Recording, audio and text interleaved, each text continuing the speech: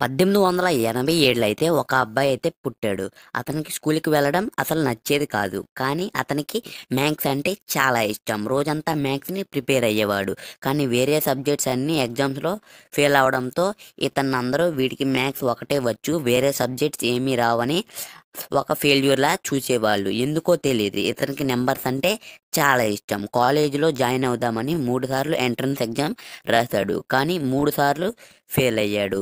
ఎందుకంటే అతనికి మ్యాథ్స్ తప్ప వేరే సబ్జెక్ట్స్ ఏమీ రావు.